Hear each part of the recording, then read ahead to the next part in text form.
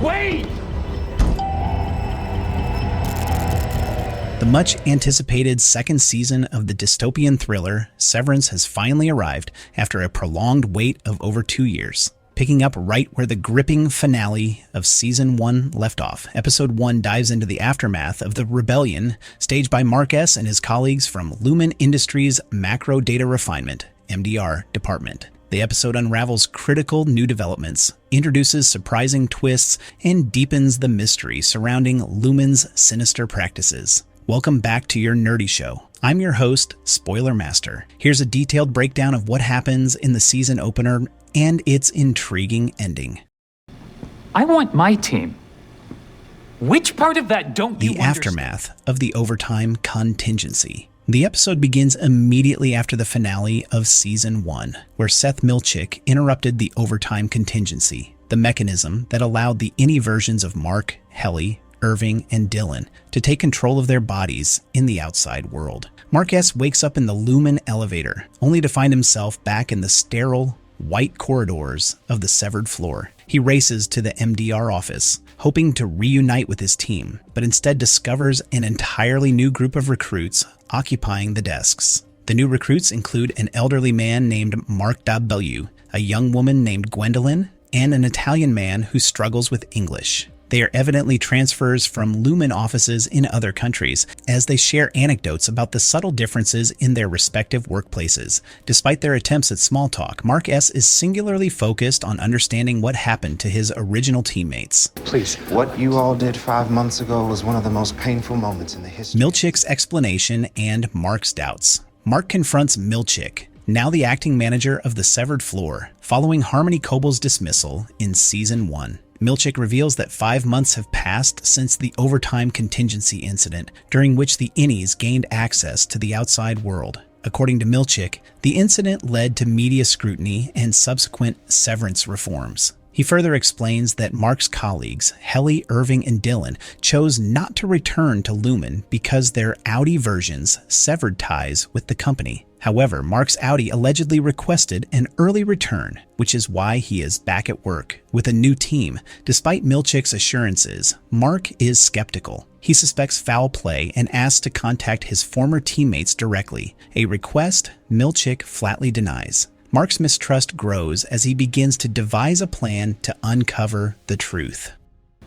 What, you didn't see it? Well, I went outside for a second, but I was distracted. Mark's deception and new allies. Pretending to accept his circumstances, Mark attends a team meeting with the new recruits and the newly appointed deputy manager, Miss Huang. During the meeting, Mark makes a show of integrating into the group, claiming to appreciate the opportunity to make new friends. However, his apparent compliance is a ruse. Mark writes a note addressed to his Audi self, but signs it with Mark W.'s name, planting it in the elderly man's jacket. The next day, Mark's scheme is discovered as his handwriting is unmistakable. Milchick and the others confront him, but this was precisely Mark's intent. Knowing that written notes are intercepted in the elevator, he had no intention of the message reaching the outside world. Instead, he wanted to create a diversion, convincing Milchick that his focus was on communicating with his Audi. While Milchick is preoccupied, Mark seizes the opportunity to access the office radio. He attempts to contact higher authorities or other Lumon branches,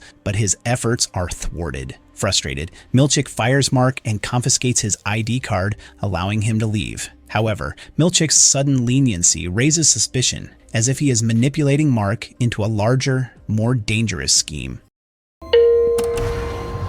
Dylan! Mark, did it work? It worked. The original team reunites. To Mark's surprise, he wakes up in the elevator and finds his former teammates arriving one by one. Dylan still grappling with the revelation of his son's existence, and Irving, devastated by the knowledge of Bert's family life, join him. Helly also arrives, though she remains guarded about her experiences. The team's reunion is bittersweet, as they must navigate the new dynamics of their situation. They share fragmented accounts of their time outside, but secrets and mistrust linger beneath the surface.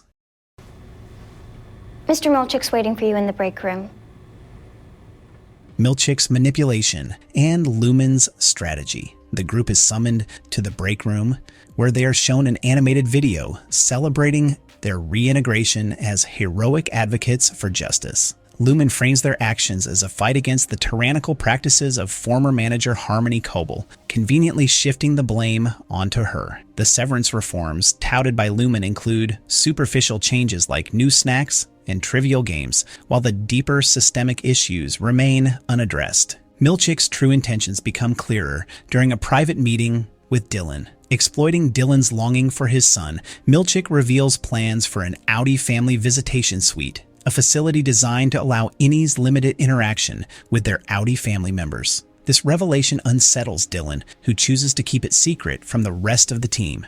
The severed floor, the break room, has no cameras or microphones. Secrets and suspicion. The team shares more details about their time outside. Mark reveals his discovery that his presumed dead wife, Gemma, is alive and working as Ms. Casey, Lumon's wellness counselor. Helly, however, conceals her identity as the daughter of Lumon's CEO, James Egan. She fabricates a story about waking up in a modest apartment and meeting a gardener, but Irving immediately questions the inconsistencies in her account. The episode ends with Mark sorting data on his computer. As he progresses, the screen briefly switches to another terminal displaying Gemma's vital signs and a file labeled Cold Harbor. The synchronization between Mark's actions and the progress bar on Gemma's file suggests a direct connection between his work and her existence. I thank Kier for the macro debt uprising. Ending explained. The final moments of episode 1 reveal critical clues about Lumon's true agenda.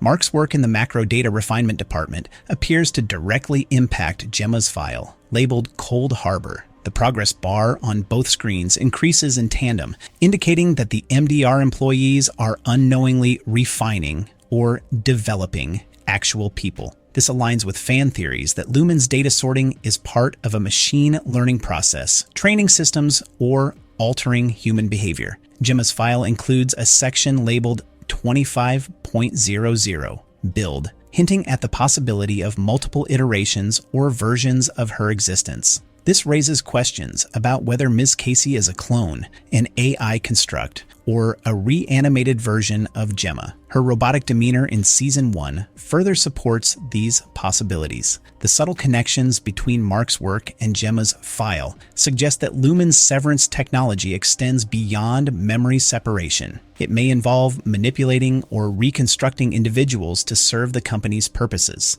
The Cold Harbor file could signify a larger experiment, with Mark and his colleagues unknowingly contributing to its progress. I was watching some nature show on TV, wearing sweatpants. Key takeaways. First, Mark's trust in Lumon Industries takes a massive hit in this episode. He's finally realizing that the explanations coming from Milchick don't add up. Something feels off, and Mark knows he's being kept in the dark. That skepticism is only going to grow as the season unfolds. Then there's the reunion with his original MDR teammates. It's a bittersweet moment because while they're back together, they're also carrying a ton of emotional baggage. Dylan is wrestling with the revelation of having a son. Irving is heartbroken after discovering Bert's family life. And Helly, well, she's hiding her massive secret that she's actually the daughter of Lumon's CEO, James Egan. That's bound to create some tension later. And speaking of Helly, her secrecy is worth noting. Her fabricated story about meeting a gardener is immediately suspect, especially since Irving catches a major inconsistency. Is she genuinely on their side, or is she operating under an agenda set by her powerful family? That question looms over the group. We also have Milchick manipulating Dylan's emotions. He uses Dylan's longing to see his son as leverage, introducing the idea of an Audi family visitation suite. This move clearly shows how far Lumon is willing to go to exploit personal vulnerabilities to maintain control. It's sinister, but also classic Lumon. Finally, the big reveal of Gemma's file and its connection to Mark's work in the macro data refinement department is jaw-dropping. The synchronization of their progress bars hints that Lumon isn't just separating memories, it's potentially altering or even reconstructing people. The Cold Harbor file might be proof that the MDR team is unknowingly part of some horrifying experiment. What's fascinating here is how all these threads tie back to Lumon's mysterious agenda. The company's goals seem far more ambitious and far darker than what we've seen so far. This episode plants seeds for what's shaping up to be an intense season filled with emotional drama and high-stakes intrigue. Under my literal nose unfolded a human drama of danger. Our nerdy thoughts. Wow, there's so much to unpack from just the first episode of Severance Season 2. From the team's reunion to the deeper mysteries surrounding Lumon and Mark's connection to Gemma, this season is already shaping up to be a wild ride. What do you think Lumon is really up to? Are the MDR employees unknowingly creating or altering people? And what's Helly's true role in all of this? Let me know your theories in the comments below. I'd love to hear them. If you enjoyed this breakdown, don't forget to give this video a thumbs up and subscribe to the channel for more detailed recaps and theories.